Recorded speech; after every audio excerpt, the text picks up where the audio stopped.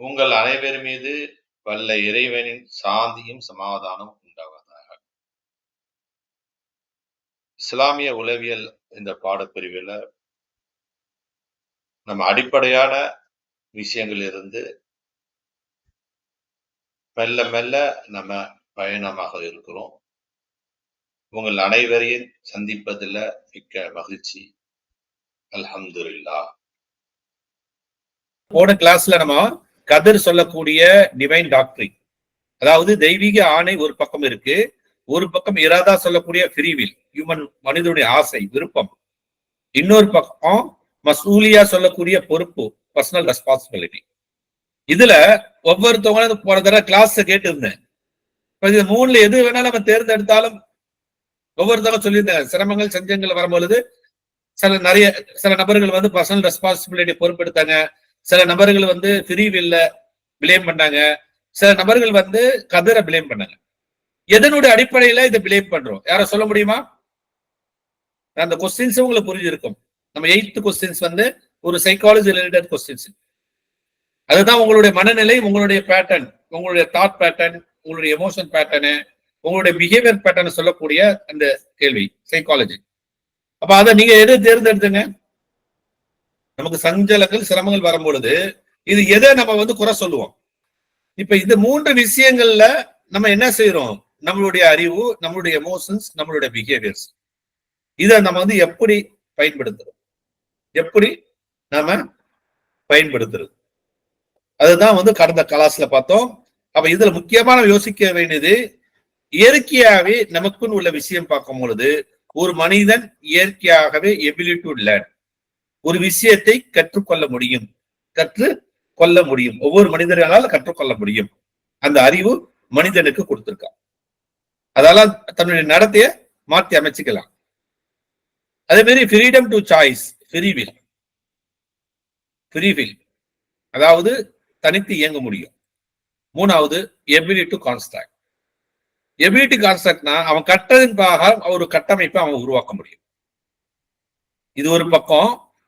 மற்றொரு பக்கம் பார்க்கும் பொழுது நமக்கு தேவை divine attributes, peace and assurance, law of Allah, manage and develop earth. இது ஒரு பக்கம். இந்த விஷயத்தை பத்தி தான் இன்னைக்கு நம்ம பாடத்துல நம்ம பார்க்க போறோம். ஏன்னா இறைவனுடைய படைப்பை பத்தி நம்ம வந்து யோசிச்சுன்னா அவனுடைய அருள், அவனுடைய வல்லமை, அவனுடைய குதிரத்து நமக்கு புலப்படும். ஆனா இந்த இஸ்லாமிக் சைக்காலஜில யாரும் சொல்லாத ஒரு விஷயத்த நம்ம எதுக்கு படைச்சான்? why we are here in this world, இந்த உலகத்துல நாம எதுக்கு இருக்கோம்? அந்த ரெஸ்பான்சிபிலிட்டி, நமக்கு ஏன் ஆசாபாசங்களை இறைவன் படைச்சிருக்கான், எதுக்கு உருவாக்கி இருக்கான், நமக்கு ஏன் கலா கதிர் இருக்கு, இதை பத்தி என்னைக்காச்சும் ஒரு தடவை நம்ம யோசிச்சிருக்கோமா? இது எஸ் சார் அப்படி டைப் பண்ணுங்க பார்ப்போம். ஒரு தடவை வாழ்க்கையில ஏதாவது ஒரு தடவை 1ல இருந்து 10 வரையும் ஒரு கணக்கு இருக்கு. அது உங்களுடைய நெஞ்சு தொட்டு நீங்க டிகிரி போடுங்க. எவ்வளவு போடலாம் அது மதிப்பு? அதுக்கு நான் எதுக்கு இந்த உலகத்துல இருக்கேன்? What is my responsibility? என்னுடைய ரெஸ்பான்சிபிலிட்டி என்ன? எனக்கு ஏன் ஆசாபாசங்கள் இருக்கு? எதுக்கு என் மேல ஒரு விதிகளை கதிர அல்லாஹ் நியமிச்சிருக்கான்? எனக்குன்னு ஒரு கட்டமைப்பு எது கொடுத்திருக்கான்? அப்படி நம்ம யோசிக்கும் பொழுதுதான் நம்மளுடைய ரியல் சைக்காலஜி நமக்கு தெரியும்.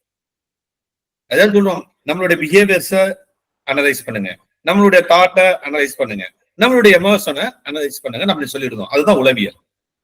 அந்த உளவியலுடைய பார்ட்டை நம்ம அனலைஸ் பண்றதுக்கு முன்னால ஒட்டுமொத்தமாக மனிதன் as ஹியூமன், மனிதனாக நம்மள அனலைஸ் பண்ணுவோம். அப்படி அனலைஸ் பண்ணும் பொழுது முதல்ல நம்மளோட மனிதனுடைய படைப்பை பத்தி யோசிக்கும். ஏன்னா மனிதனுடைய படைப்பு வந்து ரொம்ப விசேஷமான படைப்பு. குர்ஆன் அல்லாஹ் அழகா சொல்லி இருக்கான், வயது கால ரப்புக லில் மலாயிகத் இன்னி ஜாயிலும் ஃபில் அர்லி அலீஃபத். அதாவது நான் மனிதனை உலகத்துல படைக்க போறேன் அப்படின்னு என்ன சொல்லியிருக்கான்? இறைவன் வந்து மலக்குமார்கள்ட்ட கேட்டிருக்கான்.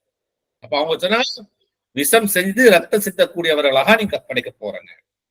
அதாவது நம்மள குறை சொல்லிட்டாங்க மலக்குமார்கள், ஏஞ்சல்ஸ் எல்லாமே நினைச்சிருக்காங்க நம்மள நாங்கள் தான் உன்னை புகழ்ந்து நாங்கள் தான் உங்களை துதிபார்த்து கொண்டு இருக்கோமே. அப்படி இருக்கும் பொழுது மனிதனை நீ ஏன் படைக்க போற? அதுக்கு இறைவன் என்ன சொன்னா, உங்களுக்கு நீங்கள் அறியாதவற்றின் முக்கியமாக நாங்கள் அறிவோம். மனிதன் படைக்கிறது அதோடைய நோக்கம் அல்லாஹ் ஒருவனுக்கு தெரியும். மனிதன் எப்படி செயல்படுவான், எப்படி இருப்பான், மாணவர்களுக்கே தெரியாத ஒரு புலப்படாத ஒரு விஷயத்த மனிதனை படைச்சிருக்க. இப்ப நீங்க சொல்லுங்க, நம்ம மனசனா இருக்கும், நம்ம படைத்தனுடைய நோக்கம் கலிமத்துல் ஆரல், அது ஒரு வார்த்தை சொல்லிட்டு இபாதல்லா அல்லாஹ்வை வணங்குறது, அது ஒரு வார்த்தை சொல்லிட்டு நம்ம தப்பிச்சிடக்கூடாது. ஆனா நம்மளை சுத்தி இருக்கக்கூடிய விஷயங்களை நம்ம கவனித்தோமா? அதை பத்தி நம்ம யோசிச்சோமா? சைத்தான குறை சொல்றோம், நப்ச குறை சொல்றோம். ஆனா இந்த இடத்துல they were not questioning, but they are asking to seek knowledge. They were confused. The angels did not understand the reason behind the creating another creation. When they are going to shed the blood, the God did not explain them because they will not understand until they see. நல்லா புரிஞ்சுங்க. இந்த இடத்துல இந்த என்னன்னா, மனிதனை படைக்கக்கூடிய நோக்கம் எதுக்காக படைச்சிருக்கேன், அந்த மனிதனை படைத்து அவன் மனிதன் செயல்படும் பொழுது அப்ப அல்லாஹ் என்ன சொல்றான் So how our behaviors are there, நம்மளுடைய நடத்தைகள் இருக்கு பாருங்களேன், அதான் அற்புதம், அதான் அற்புதம். we have be proud. நம்ம ரொம்ப சந்தோஷமா இருக்கணும், நம்ம ரொம்ப பெருமையா இருக்கணும். இருந்திருக்குமா? இல்ல. அப்ப அதுதான் இங்க இதுல உள்ள சயின்ஸ், சைக்காலஜி. இஸ்லாமிக் சைக்காலஜி சொன்னா 100% நம்ம இஸ்லாமிக் கான்செப்ட நம்புறோம், 100% சைக்காலஜி நம்புறோம். அப்ப ரெண்டு கலக்கும் பொழுது அதோடைய உண்மைத்தன்மை நமக்கு தெரியும். So Allah said, I know which you didn't know. உங்களுக்கு தெரியாது, எனக்கு தெரியும் அப்படின்னு இருக்கா. அதான் குர்ஆனோட ஆயத்துல 2வது சூறால 30வதுல இருந்து 34வது ஆயத்து வரை எல்லாம் சொல்லு. அது மட்டும் இல்ல, அந்த மனிதன் எப்படி படைச்சிருக்கான், அந்த மண்ணில இருந்து படைச்சான். மண்ணில இருந்து படைத்து அதுக்கு பிறகு அவன் என்ன செஞ்சிருக்காங்க, அதுல கொஞ்சம் தண்ணீரை சேர்த்திருக்கான். மண்ணை எடுத்துட்டு அதுல கொஞ்சம் தண்ணீரை சேர்த்த பிறகு அது கிளேவா மாறுது. Clay turn into dark and black. Allah fashion into அதுக்கு உருவத்தை கொடுத்திருக்கான். அதுக்கு பிறகு அவன் என்ன செஞ்சிருக்கான், அத இது கொடுத்திருக்கான். அதுதான் இந்த இடத்துல தீன் என்று சொல்லக்கூடிய அந்த களிமண்ணில் இருந்து ஈரமான மண்ணிலிருந்து மனிதன் படைச்சிருக்கான். சோ இது படைப்புடைய ரகசியத்தை இந்த இடத்துல சொல்லியிருக்கான். சோ மனிதன் படைக்கும் பொழுது அதை படைக்கக்கூடிய பிளஸ் பாயிண்ட, அவன் இருக்கக்கூடிய அந்த பியூட்டிய இருக்கிற மலக்குமாரன் ஏற்கனவே சொல்லியிருந்தேன். கலாக்கத்துல எல்லாமே எல்லாம் எழுதிட்டான். அது எழுதப்பட்டத அதுல மனிதனை ஒருத்தவனை படைக்க போறன்னு எழுதியிருக்கான். எழுதியிருந்தாலும் வானவர்கிட்ட கேட்கிறான்.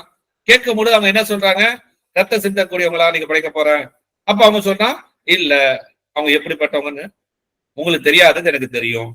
அப்போ அந்த மனிதனுடைய பிஹேவியர்ஸ் எப்படி இருக்கும்? ரத்தம் சிந்துறது ஒரு பக்கம், ரத்தம் சிந்தாத மனிதர்கள் இருக்கிறாங்களே, அப்படிப்பட்ட மனிதர்கள் எப்படி உருவாகினாங்க, எப்படி உருவாகணும்? அந்த மாதிரி மனிதர்களா ஆகிறது நம்மளால் முடியுமா முடியாதா? ரத்தம் சிந்தக்கூடிய மனிதர்கள் மோசமானவர்கள், அப்படி உள்ளவங்க இருக்கிறாங்க. ஆனா இறைவன் நம்மளை பத்தி மறைச்சி நம்மளுடைய கேரக்டர்ஸ, நம்மளுடைய பிஹேவியர்ஸ மறைச்சு சொல்லியிருக்காங்க. அப்படிப்பட்டவர்கள் அதுதான் இந்த இடத்துல சொல்லியிருக்கான் இஸ்லாம் படைக்கும் போது. ஆனா அதே ஆதமுடைய பிள்ளைகளை எப்படி படைச்சா, அதாவது பாதுகாப்பான ஒரு இடத்தில் நாம் அவனை இந்திரிய துளிகளாக்கிறோம். அந்த கற்பை பையில உள்ள இது அழகா அல்லாஹ் சொல்லியிருக்கான். பின்னர் அந்த இந்திரியத்தை இரத்த கட்டியாக படைத்தோம். அந்த இந்திரியம் என்ன ஆச்சு, கொஞ்ச நாள் அப்படியே கிளாட்டா மாறிச்சு. பின்னர் அவ்விரத்த கட்டி மாமிச துண்டுகளாக படைத்தோம். அது அப்படி என்ன ஒரு சதையா மாறிச்சு. பின்னர் மாமிச துண்டை எலும்புகளாக படைத்தோம். பின்னர் அவ்வெலும்புக்கு மாமிசத்தை அணித்தோம். பின்னர் நாம் அதை வேறு படைப்பாக முழு மனிதனாக உருவாக்கினோம். நம்ம இருக்கிற ஃபார்ம்லேயே வேற மாறிடுச்சு. முன்னால தனித்தனியா இருந்துச்சு, மனிதனமாக்கினோம். ஆகவே படைப்புகிறவர்களில் மிக அழகானவன் அல்லாஹ். சோ நம்மளை படைச்சிருக்கிறது நம்ம தெரிஞ்சிச்சு. அல்லாஹா 1400 வருஷத்துக்கு முன்னால குர்ஆன்ல சொல்லிருக்காங்க. இன்னைக்கு படிக்கிறாங்கல்ல சயின்ஸ், அறிவியல் ஆராய்ச்சிகள், இத வைத்து கிழிச்சு பார்க்கறதுக்கு முன்னாலே அதை ஸ்கேன் போட்டு பார்க்கறதுக்கு முன்னாலே இறைவன் சொல்லிட்டான். சொல்லிட்டு அதோட முடியல. The man is the best creation of Allah Almighty. அழகிய படைப்பாக படைத்து சொன்னார் அஸ்ரஃபுல் மக்லூகாத். அழகிய படைப்பு. We have indeed created man in the best. We have honored the son of Adam. ஆதமுடைய மகனாக provided them transport land. நம்ம என்ன செய்திருக்கான்? அதுக்கு பிறகு நமக்கு வாகனங்கள் கொடுத்திருக்கான், நமக்கு கடலை டிராவல் பண்றதுக்குரியது, பூமியில டிராவல் பண்ணக்கூடியது எல்லாம் கொடுத்திருக்கான். இததான் இறைவன் என்ன செஞ்சிருக்கான்? வலக்கது கர்ரம்னா பனி ஆதம, தரையிலும் கடலிலும் நாம் அவனை சுமந்து சென்றோம். தரையிலும் கடலிலும் அவனுக்கு டிரான்ஸ்போர்டேஷன் கொடுத்திருக்கான். நல்லா புரிஞ்சுங்க, நான் எங்க நோக்கி கூட்டிட்டு போறேன்னு. குர்ஆன்ல அல்லாஹ் அந்த ஆயத்துக்களை அப்படியே வருஷப்படுத்திருக்கேன். அந்த ஆயத்துக்களை அப்படியே வருஷப்படுத்திருக்கேன். எந்தெந்த ஆயத்து நம்ம படைத்தான், ஆதம் ஒரு மாதிரியா படைச்சான், அவனுடைய பிள்ளைகளை வேற மாதிரி படைச்சான், படைச்சிட்டு அவன் மனிதனுக்கு தேவையான பொருளை கட்டமைச்சு கொடுத்திருக்கான். அல்லாஹ் கொடுத்திருக்கானா இல்லையா? அப்ப மனிதன் என்ன சொல்லலாம், இதெல்லாம் ஏற்பாடு நான் உனக்கு செஞ்சு கொடுக்குறேன், உன்னுடைய பொசிஷனுக்கு எல்லாம் ஏற்பாடு கொடுக்குறேன், நீ உன்னுடைய பிஹேவியர்ஸ் எப்படி இருக்கணும் அதுதான் எனக்கு முக்கியம். அப்புறம் அது பிறகு என்ன சொல்ல, இபாதல்லா, என்னை பர்பஸ் என்ன, என்னை வணங்குவதற்கு. என்ன, everything exist for the purpose. Water for the land, land for the plant, plant for the animal, animal for the human, human for. அதாவது பூமிக்கு தண்ணீர், மரத்துக்கு இடம், மிருகத்துக்கு காய்கறி, தாவரவாக, மனுஷனுக்கு மிருகம். மனுஷன் யாருக்கு? யாருக்கு? For whom does, எதுக்காக வாழணும்? Is created for Allah to know and worship. அல்லாஹ்க்கு அப்படி சொல்லிட்டு அப்படியே இருந்துட முடியுமா?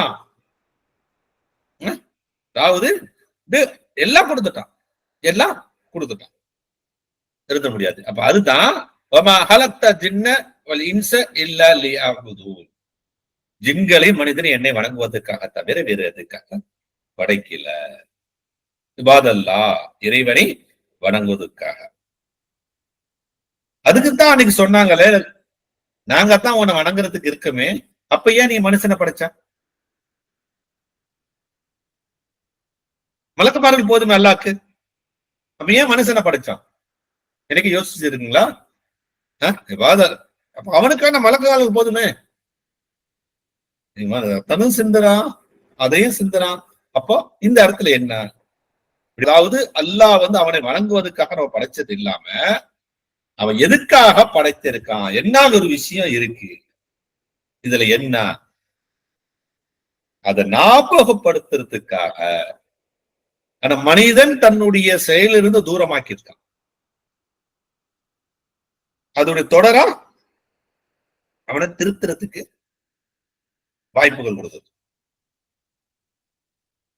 மனிதனை அவன் அதுக்கு முன் மனிதன் இல்லாத எத்தனை படைப்போ அவன் தவறு செய்யும் பொழுது அது ஃபுல்லா முற்றிலும் அழித்திருக்க. ஆனா மனிதனுடைய படைப்பை மட்டும்தான் எஞ்சி வச்சிருக்க. அந்த மனிதன் தன்னுடைய நோக்கத்தை மறந்து அவன்கிட்ட இருக்கக்கூடிய தன்மையால அவனை வழி நடத்துறதுக்காகத்தான் இறைவன் என்ன செஞ்சிருக்கான், ப்ராஃபட், நபிமார்களை அனுப்புறான். அந்த நபிமார்கள் எதுக்கு அனுப்புனாங்க? அப்ப நபிமார்கள் ரெண்டு டைப்பு. நபி அப்படின்னு ஒண்ணு இருக்கு, ரசூல் ஒண்ணு இருக்கு. அதாவது நபி சொல்லும் பொழுது இன்ஃபார்ம், தகவலை, மெசஞ்சர். அவங்க ரசூல் சொல்லும் பொழுது அனுப்பப்பட்டிருக்கு. இது அல்லாஹ் தாலா அவங்களுக்கு எப்படி அந்த நபி மூலமாக, ரசூல் மூலமாக ஒவ்வொருத்தவங்களுக்கும் வழிகாட்டிட்டு அவனுடைய நோக்கத்தை, அவனுடைய விஷயத்தை புரிஞ்சுக்கிறது. அவங்க அந்த ஹெல்ப் பண்ணுவாங்க, அவங்களுக்கு ஒரு கைடன்ஸ் பண்ணுவாங்க. அவங்க மெயினா எதை கைடன்ஸ் பண்ணாங்க சொல்லுங்க பாப்போம். நபியும் ரசூலும் எதை கைட் பண்ணாங்க? விஷயத்துக்கு வரும். எதை கைட் பண்ணாங்க? எதை கைட் பண்ணாங்க? ஒரு மனிதனுடைய பிஹேவியர்ஸ், ஒரு மனிதனுடைய தாட்டை, ஒரு மனிதனுடைய எமோஷன்ஸ். கட்டளை வேறங்க. அந்த கட்டளை மனிதன் அவனுடைய சிந்தனை மாறும் பொழுது, அவனுடைய எமோஷன் மாறும் பொழுது அவனுடைய நடத்தை மாறுது. அவனுடைய நடத்தை அல்லாஹ்வுக்கு விரோதமாக இருக்கும் பொழுது உலகத்துல எல்லாம் திரைச்சிருக்கு. அப்ப அதை சரி செய்யறதுக்கு, ஒரு மனிதனுடைய நடத்தை சரி செய்யறதுக்கு, ஒரு மனிதனுடைய சிந்தனை சரி செய்யறதுக்கு, ஒரு மனிதனுடைய எமோஷனை சரி செய்யறதுக்கு தான் நபி அனுப்புனாங்க, ரசூல் அனுப்புனாங்க. இது இல்லாத வேற எதுவும் இருக்கா? நுணுக்கமா கொஞ்சம் பாருங்க. அதான் இஸ்லாமிக் சைக்காலஜி. ஏன்னா நுணுக்கமா கொஞ்சம் பார்க்கணும். ஒருத்தவனுடைய நடத்தை சரியில்லை, அப்பதான் நபி. ஒருத்தவங்களுடைய சிந்தனை சரியில்லை, அவனுடைய ஈமான் சரியில்லை, அவனுடைய எண்ணம் சரியில்லை, அதே மாதிரி ஃபீலிங் சரியில்லை, எமோஷன் சரியில்லை. அப்போ அதோடைய அடிப்படையில தான் இங்க நபியும் ரசூலும் அனுபவிட்டாங்க. அது மட்டும் இல்லாமல் இறை வேதங்களை இறைவன் கொடுத்திருக்கான். இறை வேதங்களும் கொடுத்திருக்கா. கிட்டத்தட்ட குர்ஆன்ல 25 நபிமார்கள் கொடுத்திருக்கான்.